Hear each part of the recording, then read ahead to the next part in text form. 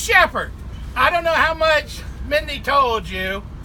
Well, my great-grandfather was sheriff in Caroline County in the 1920s.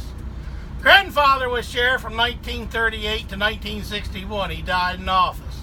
My father took over in 1961 to 1994, and I finished out his term in 94. So the Andrews have been sheriff for 50-some years. That's why the building's called the Andrew Building. I don't want you all to think that we were a bunch of criminals, and that's why they named it. Well, I grew up with Wish Sheppard my whole life, living right there at the jail. When I was 7 years old, I moved to the jail with my father when he took over sheriff, and I left I got married, and I was 24 when I was finally gone. So, I've heard of many stories about Wish Sheppard. Now here's a couple from the inmates. In the early 60s, we had a female. She was upstairs of the old jail, locked up. Told the sheriff, "Sheriff, why'd you try to scare me?"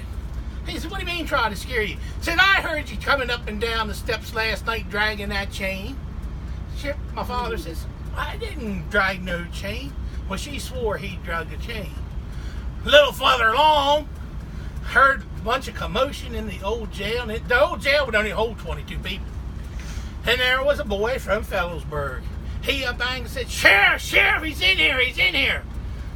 Father got up, went down there, says, "Who's in there?" Says, "Wish, I see him. Says he's got red beady eyes." Remember that, red beady eyes. So Pop had to go in and open up all the cell doors. Let him look inside. Said, "Where's he at?" Well, nobody saw him. Over the years, all right, we had things like that where watches were taken off of inmates' hands and thrown out the window, and we'd go outside and pick the watch up, and there it was. Well, in 1982, they decided to build on to make it an addition, the whole 50 inmates. That's when they hired a bunch of correctional officers. Father moved out, and it was ran as a detention center. This is when the COs started having fun with Wish. Had a female sergeant one time. There was some trouble up on the 3rd floor, and she was on the 2nd. The quickest way to get up there was to run up the flight of steps. She hit the flight of steps, hit this real cold spell. She said, "Wish, you live here, I've got to work here. You leave me alone, I'll leave you alone." She kept running on up the steps. Never had no trouble with her. I've had COs tell me that one night they were in the control room, said they were looking in the camera system, and there was this figure of a person in the visitation area. Now this was like 2 o'clock in the morning. They knew nobody was over there, but they kept seeing this shadow of a figure. He actually sent somebody in to look for him. Couldn't find anybody.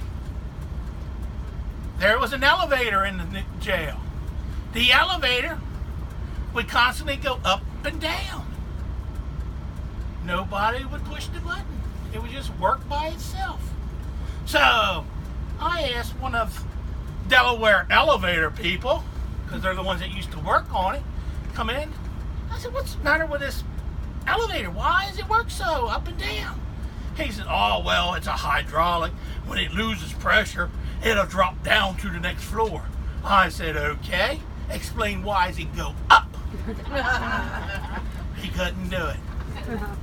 Okay? I've had another CO one time, said he was in the control room. He looked out in the hall.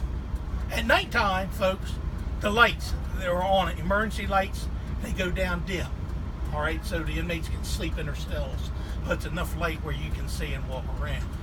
So he was looking outside, and said there was this figure walking in front of the control room. The figure turns around, looks inside, and he says, "Warden, I'm telling you, all I saw was red beady eyes." All right, so now we're back up to red beady eyes.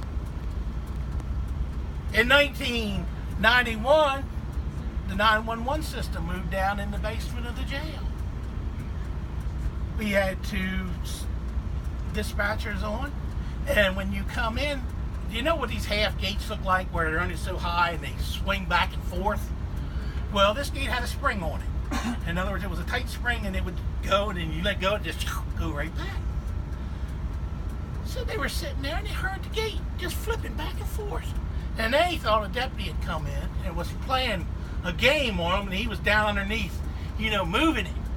One of the dispatchers got up on a desk, looked down over the window. Sure enough, the gate was moving, but there wasn't another thing there moving it. Another dispatcher, who was one of their supervisors, he tried climbing into the radio one night. So he was sitting there, and he looked up. Says there was this figure looking through him out a window with red beady eyes. So these red beady eyes have gone from 1960s all the way up to the 1990s. And they were different people. Well, the detention center in 1996 built its final addition, and it took up most of the land there. All right. Wish Sheppard's gallows was built at the bottom of the hill. At the bottom of the hill now is a vehicle sally port. That's where the vehicles pull in, the big door comes down, they take the inmate out, walk him on up into the intake area. All right? Well, all throughout the detention center, there are closed caption televisions, the cameras, but they only record when they notice motion. They have motion detectors. All right? So, ladies and gentlemen, I'm going to introduce you all to Wish Sheppard. I've got a video of Wish Sheppard where his gallows stood, okay, which is now inside the vehicle sally port. You will see him drop, hang for a few seconds, then you'll see his shadow figure walk off, and he'll disappear through a cement wall. On the other side of that cement wall is dirt, because it's down below. So,